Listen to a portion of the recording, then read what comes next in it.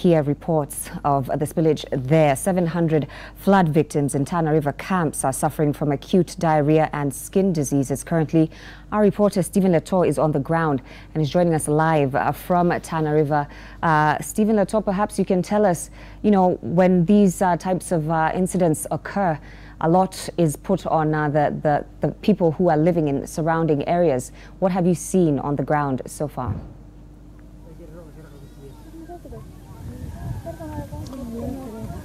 Well, Joy, indeed we are live for you from Tana River County, where there has been a lot of displacement. Over 65,000 locals here displaced by the waters upstream that have come to wreak havoc right down at the Tana Delta when it broke its banks. And right now we have been able to tour about 4 camps scattered across this particular area. And right now we are at Olkoni camp, where some of the residents were displaced and really hosted here.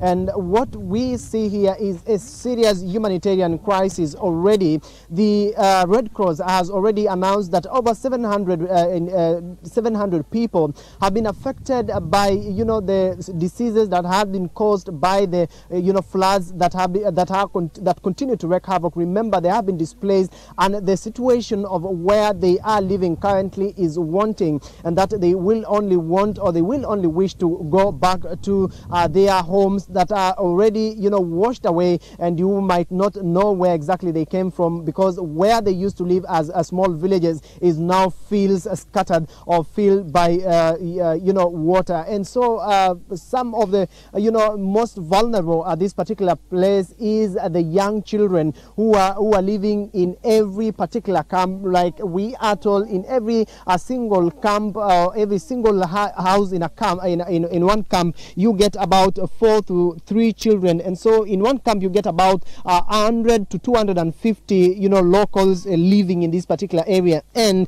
that painting a picture of a serious humanitarian crisis, because already we know that they are the children who have been using the water, or have been coming into contact with contaminated water, have been being affected. Particularly, for instance, they are affected by the waters on the skin. For example, this girl right here, Joy, she has been able, or she's contracted a serious skin disease that is affecting her body all over. Even the hands are making some of his body parts to start swelling. And the Red Cross personnel are going around the camps to ensure that it makes a spot check of those who have been affected. But quickly, Joy, I want to speak to the mother of the kid to tell us, tueleze jina lako na iwapo mtoto alianza kuugua siku gani?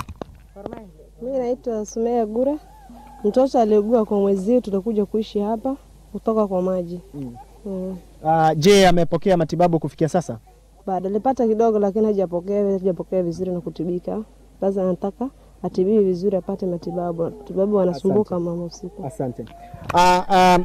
Joy, that is the picture, because they say the contact or their infections started or began as and when when there was the displacement, when they left their homes, and now what they've been using is flood water. And again, one of the serious issues, Joy, is the food that they are eating. We are told a majority of those who have, of the 700 that Red Cross have been able to document, are suffering from diarrhea, which is a result of contaminated food and water that they continue to consume in these camps. One last thing, Joy, is the congestion that continue to face the camps that have been set up to house the displaced personnel. About over 65,000 who have been displaced by the Tana Delta bursting its bank. And for example, this house here, one can hardly get inside, Joy. If you get inside, you can hardly fit. For myself, as thin as I am, Joy, I can hardly fit into the entrance of this particular hut. And that is what exactly is a picture of what is happening across